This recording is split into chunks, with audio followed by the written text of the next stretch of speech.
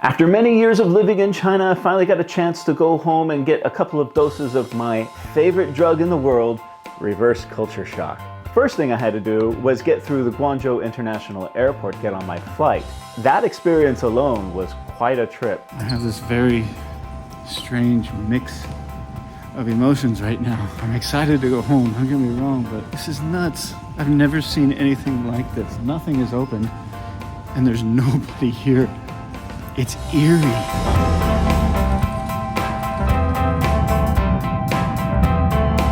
Now, I love living abroad, and I'm going to continue to do it for as long as I'm young enough to have a strong back. But this is home.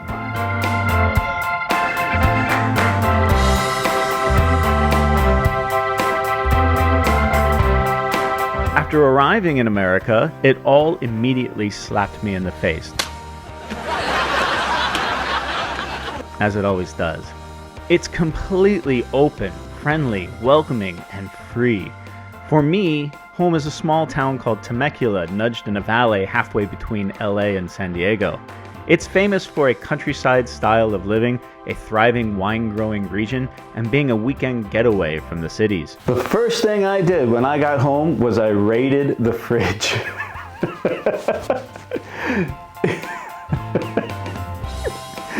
This is also cooking. I just wanted some breakfast bread, some sourdough, and look at all the just bread, tortillas.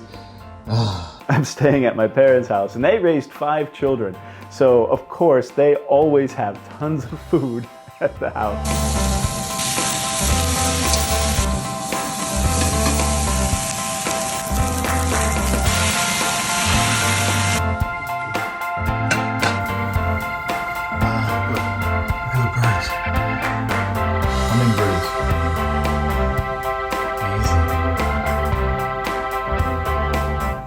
First day back in America, I feel great. Run a bunch of errands on your first day back. It's like in processing back into the country, just to out process again later, right? You know, driving is almost exactly the same, but everything's in miles per hour. Getting my speed adjustments back to MPA is not challenging, but it's just an adjustment. Everything is so much bigger here. All the cars are bigger here. I'm in a Model 3 and I feel like I'm in that little toy box. Don't get me wrong, this is a freaking awesome car. Knowing that I don't have to pay the really high gas prices right now just makes it all that much better. I drove around Southern California quite a bit. I went out to the beach. I ate some of my favorite tacos, both from Schwack and Wahoo's. I went out to the beach at Doheny, where I used to live, and was shocked at all the surfers that were in the waves that day. It was very impressive. At the time I was home, the US Surf Open in Huntington Beach was going on, and I decided to pay a visit and take in a couple of doses of that Southern California beach culture that is so famous around the world for good reason. Now, Southern California is its own unique kind of subculture within America, and it's a great place to get an American experience. But if you really want to take it to the next level, you have to go to Dallas, Texas. I had been to Dallas over 20 years ago, and quite frankly, I don't remember it. So I rented a gigantic pickup truck so that I could blend in with all the other pickup trucks. It's a real trip to be back here in America. There are churches on every corner. There's so many churches. Today is my birthday. I turned 43 today. I have come to Dallas, Texas, to visit my brother and my nephews. Lovely neighborhood, but I'm hungry. And everyone's still asleep because they sleep in around here. I'm gonna go try and find a diner. So this is not a Starbucks, but it is a typical morning coffee shop breakfast place. For my birthday, the boys decided to take me out and have a good time for a couple days. One of the first things we did was tour Cowboys Stadium. Now, I'm not a big American football fan, but to see a stadium that big, they don't have stadiums like this in China. This place is huge. And if that's not enough, right across the street is where the Texas Rangers play. And I think they were playing Seattle at the time. Now, I'm not a big fan of either one of these teams. Everyone knows I'm a Dodger fan, but to be able to go to a stadium and watch a Major League Baseball game and have that communal experience of American baseball right here. In addition, for my birthday, we went out to dinner. It's a very famous restaurant called Dick's Last Resort. Now, it's famous because there's so much like sexual innuendo in the menus and the signs on the walls. Their wait staff are No holds bar, there's no censorship, they are famously rude, and that's part of the fun about it. Yeah, these guys are running around going this and that, and they roast you while you're having your dinner. The food was pretty good too. We all got a cheeseburger and a beer, of course. This man is videoing food because he's a weirdo. But then the waiter, because he saw that it was my birthday and I was there with my brother and my nephews, decided to bring us something a little special. So the waiter said that my brother and I are on a date, so they brought us some Mad Dog 2020 pink. Cheers. Cheers, sweetie. All right. I had a great time at that restaurant because the whole time, what was slapping me in the face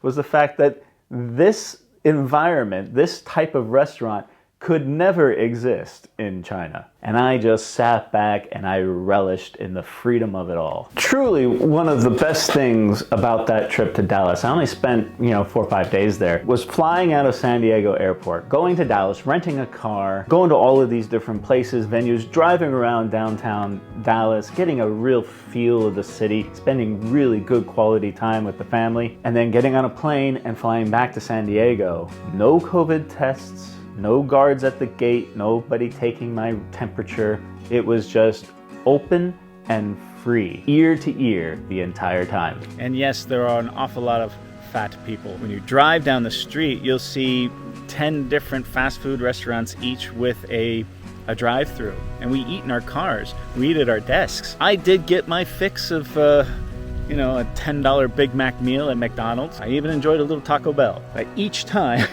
the food made me a little ill. My gut isn't accustomed to that type of food anymore. And I found myself searching for healthy foods, which was not easy to find. It's there, you can find it, especially if you just go to the supermarket and just cook for yourself, right? Healthy restaurants with a healthy menu, you really have to put some work into it to find it. I'd be remiss if I didn't mention gun culture. I am not a gun nut, but I do appreciate what guns are. Once a year, we would take our guns out and go shoot them. One morning, my father and I drove out into the desert to do a little target practice. It was a very special target practice session for me. Springfield 1911 was my grandfather's gun, 9mm. They're both kind of, I'll go for the balls. There we go.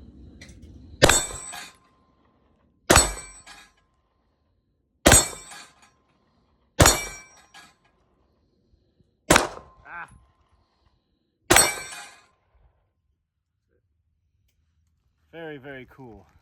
Not bad.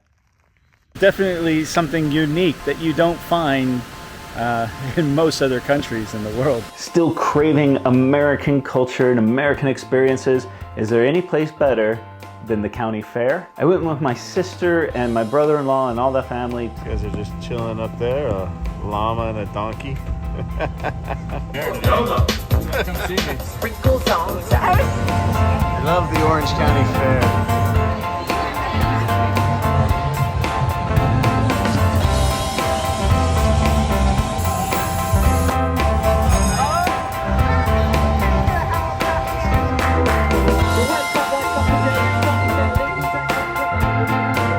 You talk about food porn. Oh my God. You see it, you smell it, and you feel it.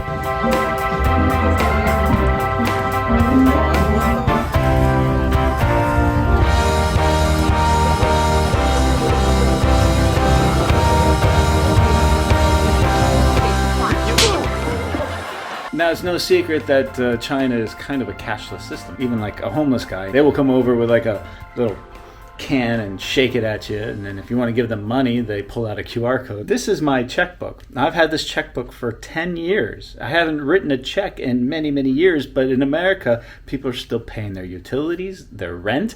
I had to use this at some government offices to pay for some documents. I almost forgot how to write a check. And yes, going to the supermarket is still one of the best and my favorite things to do when experiencing reverse culture shock.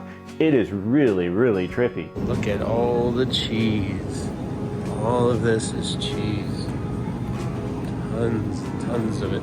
All the coffee. All the different types of coffee.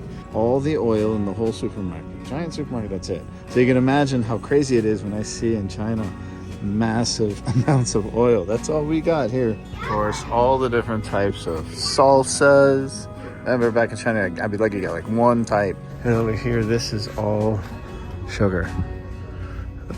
All chocolate, gum, mints, all of it. Chocolate.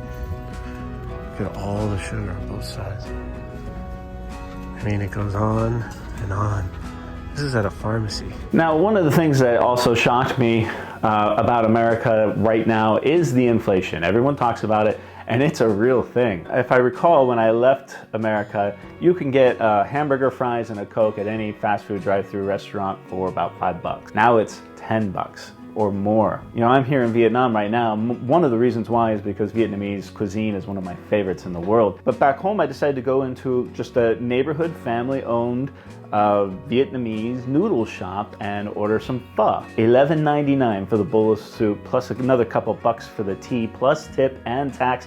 It was a $20 meal. Whereas here, it's maybe $1, $2 at most. Towards the end of my vacation back home, we all took a road trip up to a small town in Central California called Lompoc for a family wedding. As you all know, I'm a huge hotel nerd. This was my opportunity to get a feel of what the hotel scene is in California. So I'm in a standard box hotel, American style box hotel. It's a Hilton Garden Inn. Here it's a 3-star, and here they're $350 a night. Compared to Chinese hotels, I mean, it's clean and it's really, really nice and comfortable beds, but it's Spartan. They don't offer very much. So here's another difference I noticed. All public showers and restrooms have to have places for people in wheelchairs. That includes all hot tubs and all swimming pools. So you can imagine, this is, if you go to a hot springs in like Zhongshan, each pool was required to have one of these chairs for someone in a wheelchair. That's one of the laws here. You know, there's so much content out there just vying for your attention. It's this giant ocean of stuff everywhere. Radio, TV, movies, magazines, books, the internet, of course, YouTube. And so everyone's just swimming in this giant pool of media. When you find something that feels safe, you latch onto it and it becomes part of your identity. I get it, but if I had to swim in that ocean every day, I would probably drown. This is one of the things that really slaps me in the face every time I go home, is when you turn on the radio in your rental car right at the airport, you hear bad news.